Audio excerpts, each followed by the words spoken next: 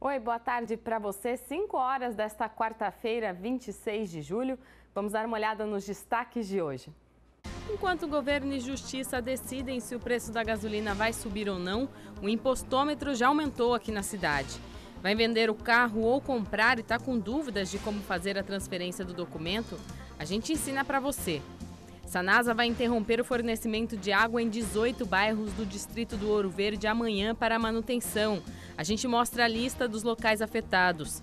Direção segura, veja os perigos do álcool para quem dirige. Qual que é a sensação de simular a bebida alcoólica e depois pegar o carro?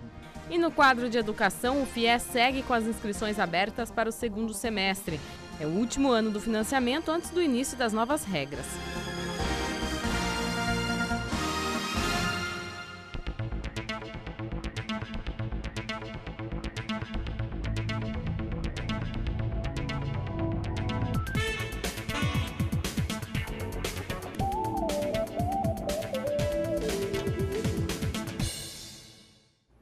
E olha, depois que um juiz federal de Brasília pediu ontem a suspensão do aumento do combustível, muita gente ficou à espera da queda de preços, que ainda não chegou, né?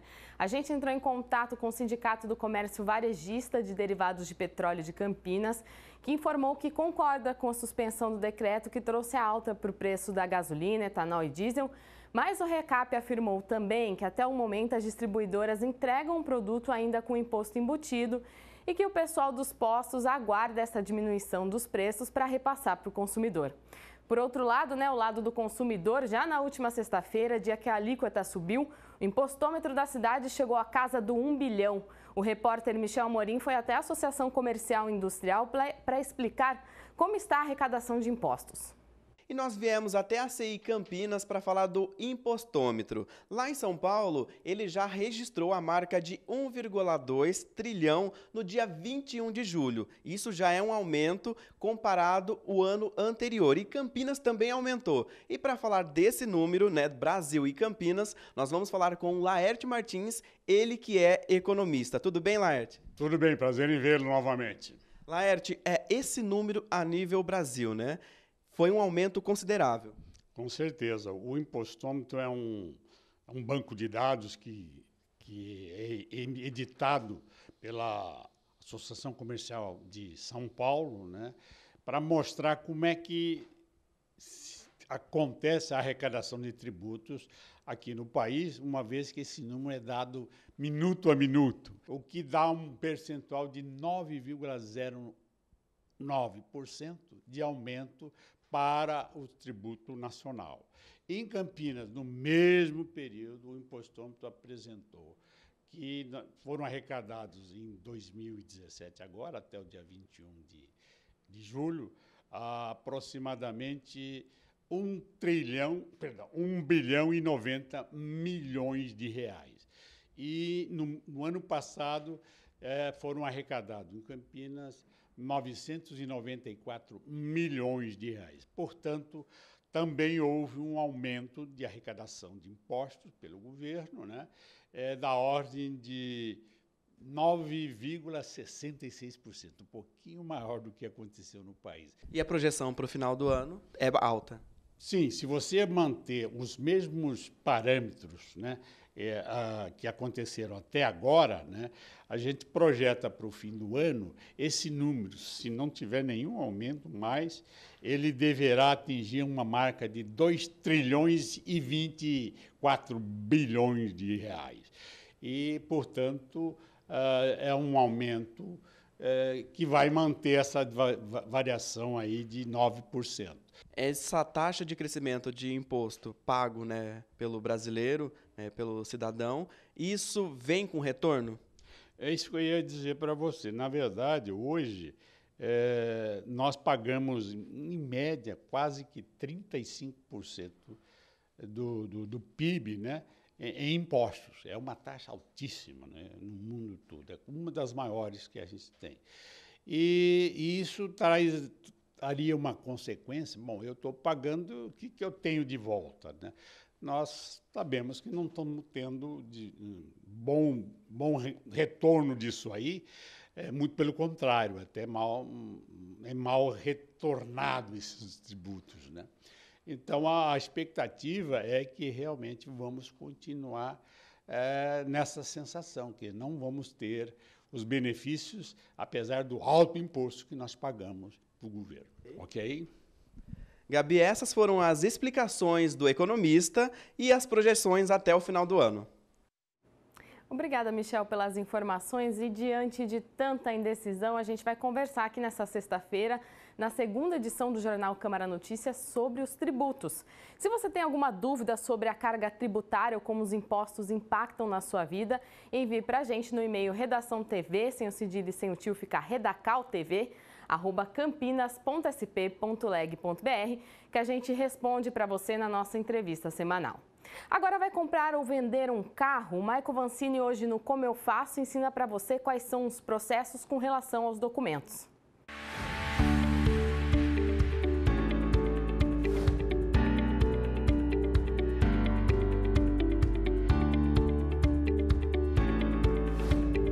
A transferência de documentos de veículos causa dúvidas em muitas pessoas e às vezes é preciso realizar esse procedimento para coisas simples como uma mudança de endereço. O Como Eu Faço de hoje tira as principais dúvidas sobre esse assunto.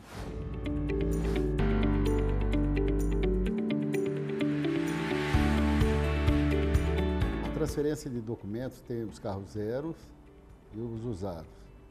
Então, o despachante, ele prepara todo o processo e encaminha para o Detran.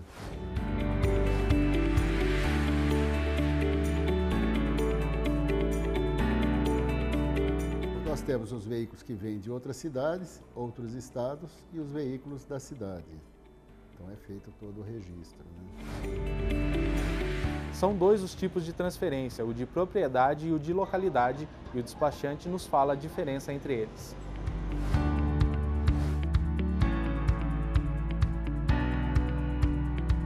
Transferência de propriedade quer ser de pessoa física para física, ou física para jurídica, ou jurídica para física.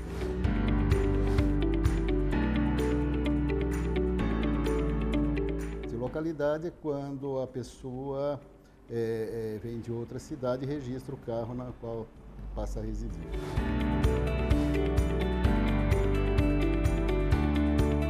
Vamos falar primeiro do carro zero. O carro zero, então, ele tem que apresentar a nota fiscal de venda, decalque de chassi, xerox do SIC, RG, comprovante de residência, mais o xerox da nota do fabricante. Esses são os documentos necessários para o carro zero. Para o carro usado, é o recibo de venda, que é aquele DUT, que é o documento único de transferência, reconhecido firma por autenticidade, tanto do vendedor quanto do comprador.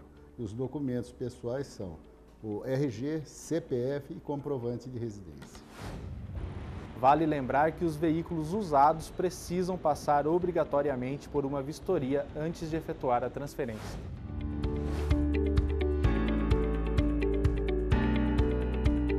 O processo do zero, após dada a entrada no Detran, ele leva mais ou menos 3 dias úteis. E o processo do usado de 6 a 7 dias úteis.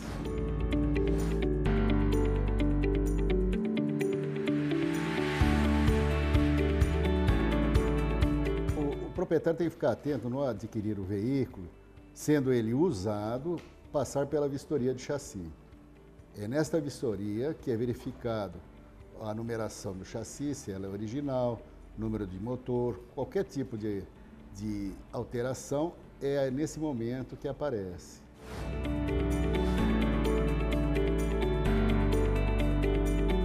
Dica é não deixar passar do veículo usado no zero os 30 dias, né? Porque passando os 30 dias da data da venda ou da aquisição do veículo, ele recebe uma multa, certo? Uma multa administrativa e 4 pontos na carteira.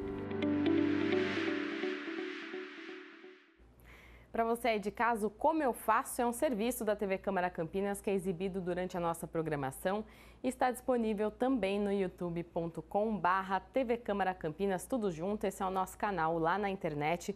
Por lá você aprende como tirar o passaporte, RG e outros documentos importantes para o nosso dia a dia. E já depois do intervalo, hoje à noite a Ponte Preta está no Paraguai para o jogo de volta da segunda fase da Copa Sul-Americana. Para a macaca, basta um empate. Agora são 5 horas e 12 minutos.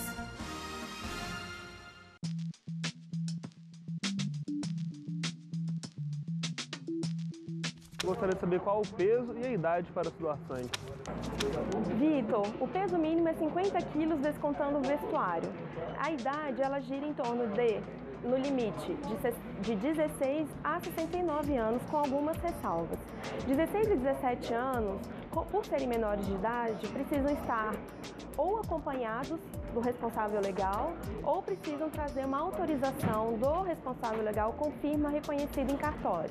Isso é para toda vez que o jovem se candidatar à doação. Idosos precisam ter começado a doar antes dos 60 anos, porque aí o organismo já vai entender o que é a doação de sangue para que ele continue doando até os 69.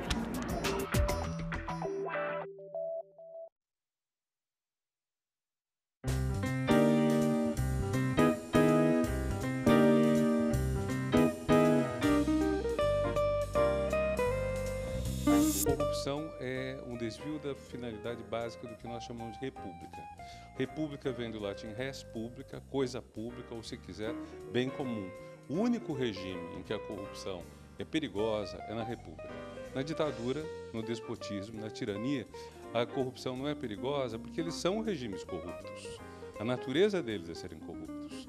Mas na república, no regime democrático, o regime vai funcionar, sobretudo, se o bem comum for a meta de todos. E por isso que a corrupção é tão grave num regime democrático.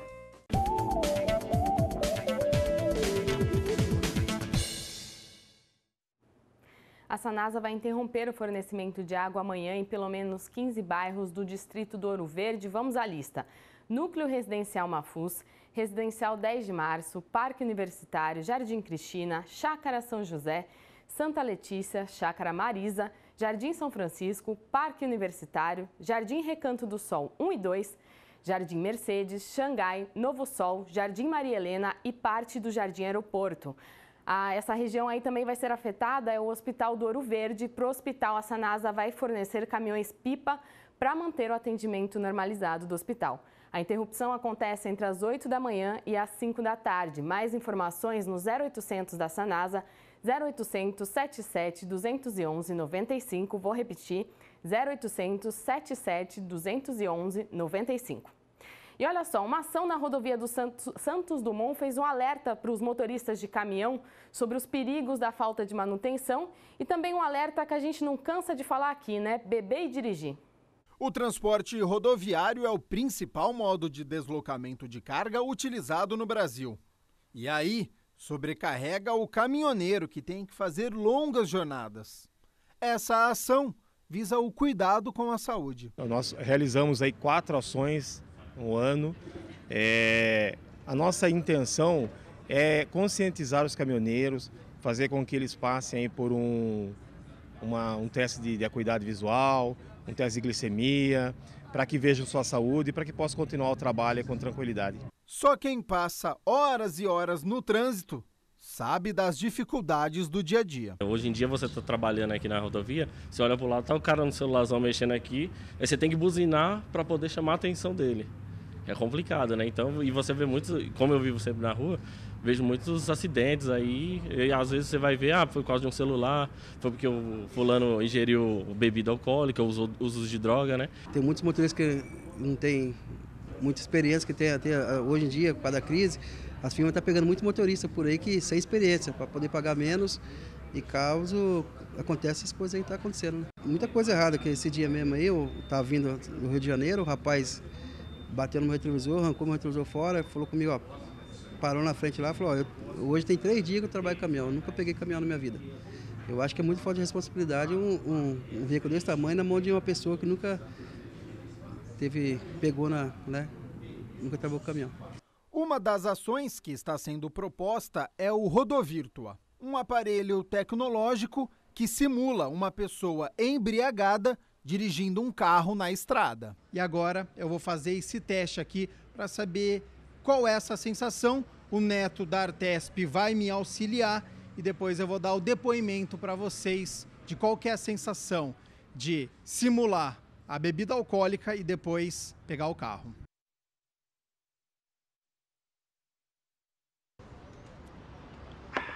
Bora pra festa? Bora. Segura aí que eu só vou pagar a conta e pegar minha saideira, hein? Cara, você tem certeza que não quer que eu dirija? Eu tô de boa. Você tá louco? Eu nem bebi tanto assim. Quando eu tô bêbado, eu dirijo até melhor. Faço isso sempre. Mas me dá um gole aí. Não, que dá um gole, ô. Você já bebeu demais, tá louco? Ah, tá louco. louco. Ô, não vai beber. Ô, o que tá fazendo? Caramba, cara! É impressionante a gente ver. Lógico que está no virtual, mas isso acontece muito, né? E frases como, quando eu bebo eu dirijo melhor. Quantas vezes a gente já não escutou isso? E realmente é algo que choca e que acontece. Só na Santos Dumont, no trecho entre Campinas e Itu, 60 acidentes aconteceram no primeiro semestre. 5 a menos que na comparação com o ano passado. Dentro dessas campanhas, a gente procura orientar o caminhoneiro aí com relação à sua saúde, esse profissional que tem uma jornada intensa de trabalho e acaba aí muitas vezes deixando de se cuidar. Então é um momento que ele tem para se cuidar, para verificar como está a saúde, também verificar as condições do seu veículo, o motor, a iluminação, enfim, para que ele possa ter aí um trabalho tranquilo, uma viagem tranquila.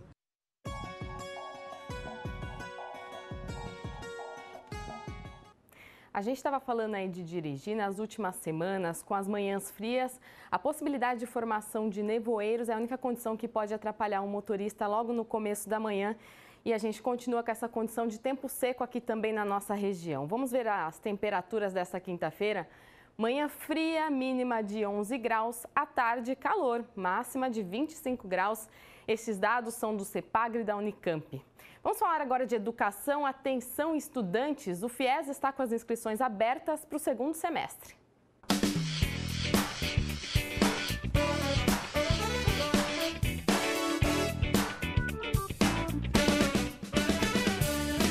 E as inscrições do FIES segundo semestre, que começaram ontem, vão somente até sexta-feira. Podem se inscrever todos os alunos que completaram o ensino médio e tiraram mais de 450 pontos no Enem, além de não ter zerado a prova de redação. Para se inscrever no FIES do segundo semestre, basta acessar o site fiesseleção.mec.gov.br, só lembrando que é sem o cedilha e sem o tio. Ao todo, são oferecidos 75 mil contratos de financiamento de cursos de ensino superior em faculdades particulares. E a Unicamp, a Universidade de Campinas, foi eleita este ano a melhor universidade da América Latina. Ela ultrapassou a USP, que no ano passado havia ficado em primeiro lugar. A eleição foi feita por uma publicação internacional conhecida como The Times Higher Education. Essa é a segunda análise feita pela organização. No ano passado, a Unicamp havia ficado na segunda colocação atrás da USP, mas este ano a história foi diferente. Ao todo, 81 universidades foram avaliadas em toda a América Latina. 3 indicadores são levados em conta e analisam desempenho nos segmentos de ensino, pesquisa, transferência de conhecimento e grau de internacionalização. A gente tem aí a história dos rankings é relativamente nova. Esse ranking do Times Higher Education é um ranking que para a América Latina surgiu ano passado. A gente já estava no segundo lugar no ano passado e esse ano tivemos a satisfação de estar em primeiro lugar. Mas certamente, tanto a USP, a Unicamp, a Unesp, que são as 3 universidades do estado, financiadas pelo imposto de circulação de mercadorias e serviços, o ICMS, estão entre as melhores universidades da América Latina, do mundo, e isso é um orgulho e uma satisfação para toda a população e para o estado de São Paulo e para o Brasil. É realmente um verdadeiro marco, um benefício, né? um bem que esse país tem e que a gente precisa cada vez mais valorizar.